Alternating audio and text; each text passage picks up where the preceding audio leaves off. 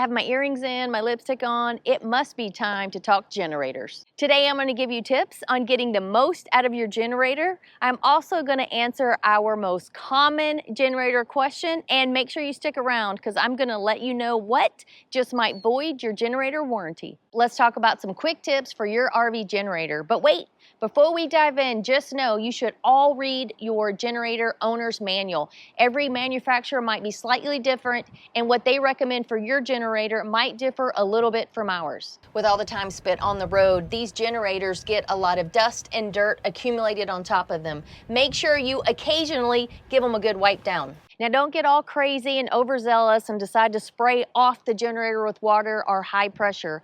All it needs is a rag. The water can actually do damage to the generator, and it is not recommended. Be sure to inspect your exhaust system. You're going to look for cracks in the pipe. You're going to look for any kind of breakage. Make sure it's not rusting. Use the meter on your generator that calculates the total hours used so you know when to do your maintenance. If you don't have one attached to your generator, you can attach one. Now, we have the Cummins Onan QD8000, which requires us to do maintenance every 150 hours. And we have a list from our manual that tells us exactly what needs to be done. Most motorhomes will also show you the generator hours used right here on the dashboard. Now, you'll notice with our generator hours, the generator itself does not match the dashboard, and that's only because the generator was tested before it left the manufacturer, and it also was tested and used as they put it into the RV. Many people remove the panel cover whenever they're doing maintenance. Don't forget to put that back on. You never want to run the generator without the cover being on. Don't forget about your generator's air filter. It's really important to keep it clean as well, and all you need to do is remove it. As you can see, easy to take out. Give it a couple of taps on a hard, dry surface, and then you can put it back in. Never spray it with water or wash it as you would wash the dishes. It will ruin your air filter. And then just put it back. It's a good thing our maintenance is up to date, because since I'm under here, I'm sure Phil would want me to change the oil so he wouldn't have to climb under here. But thankfully, we are all set. So that is the next tip. Make sure your maintenance stays up to date. Be sure and use the cleanest fuel possible. If you check your owner's manual, it'll give you tips on what fuel you should be using. Don't run your generator for long periods of times without a load. Not sure what a load is? Keep watching, we're getting to it. Exercise monthly. No, I don't mean you, I do mean the generator. Not sure exactly how to exercise your generator? Hold on, we're getting to that soon. Make sure your exhaust pipe sticks out at least an inch away from your RV. And as a bonus tip, if you're going to be using the generator when you're parked on a grassy area, make sure it's not tall grass. You're going to want to come clear this away, because the last thing you want is to start a grass fire. You can find more RV generator tips over on the blog, which you can find at todayissomeday.net, or you can just drop down below this video in the description and hit the link, and it'll take you right over there. Let us know if you have any other RV tips and tricks to help us with our generators. Some people may not realize this, but there is an actual starting procedure. It's something more than just flipping on the generator and powering your appliances.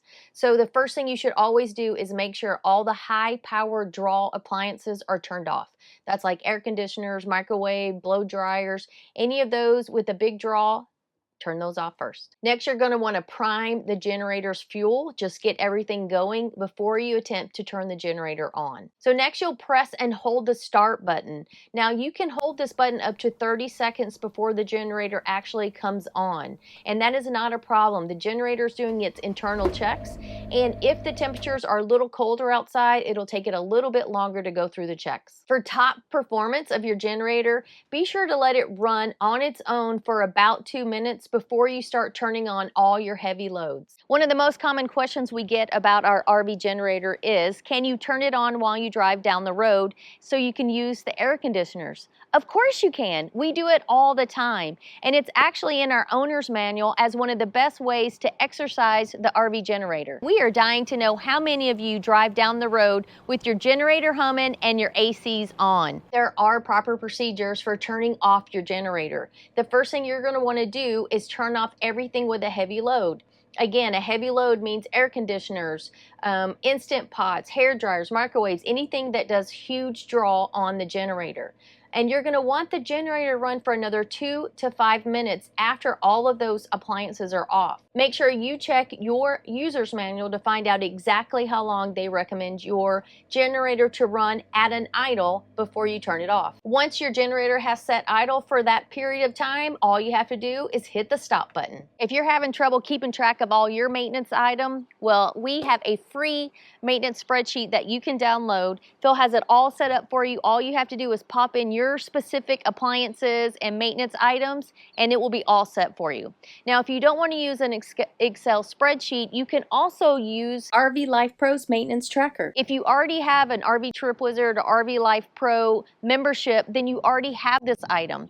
If not, I will put a link down below and you can check it out. It'll send you alerts and reminders so all your maintenance items stay up to date and on track. Did you know you could also turn your generator off and on out here right on the generator? So you're going to pretty much follow the same procedure. You're going to prime your generator first by hitting the stop button, and then you're going to move over to the start button.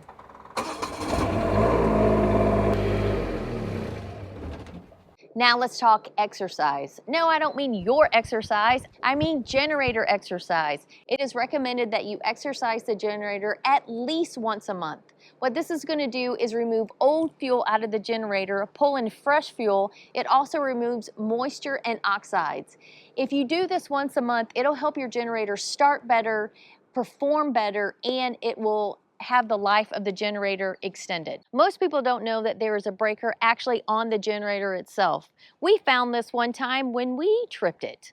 Yes, you can trip the breaker and overload your generator.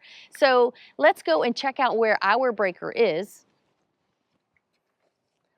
You can see the breaker is right here, and if you trip your breaker, the only way you're going to know that your generator is not giving you power is because that appliance will stop working. The generator engine itself is still going to be running, and it's still going to sound the same. You're just not getting any power. So you're just going to come out, trip your breaker back on, and then you'll be able to use it for your appliances. But make sure you decrease your load so your generator can actually handle it. Now, there are two things that are silent draws that people don't always think about. One is your inverter, which can pull up to 3,000 watts, depending on which one you have, and the other are your air conditioners. Remember, when they first come on, they have that huge surge, which could be 3 to 4 times the amount of power it draws after it's going. I know you're dying to know what might void your generator warranty, and you might be surprised to know it's a very commonly used item and required at some of the rallies that you might attend. And that is a Genturi. Changing your exhaust pipe, attaching anything to your exhaust pipe could actually void your warranty. And that's because RV generator manufacturers have to go by strict guidelines to keep us safe while this is attached to the RV. You don't want any of that exhaust coming up inside your RV that could be really harmful to you or make you really sick, which is why it may void your warranty if you use a Genturi. We have a ton more information about how to properly maintain and use your generator, as well as links for everything we've talked about over on our blog. So I'll put the link down below for the blog, and I hope your generator stays as happy, as healthy as you do while you're on the road.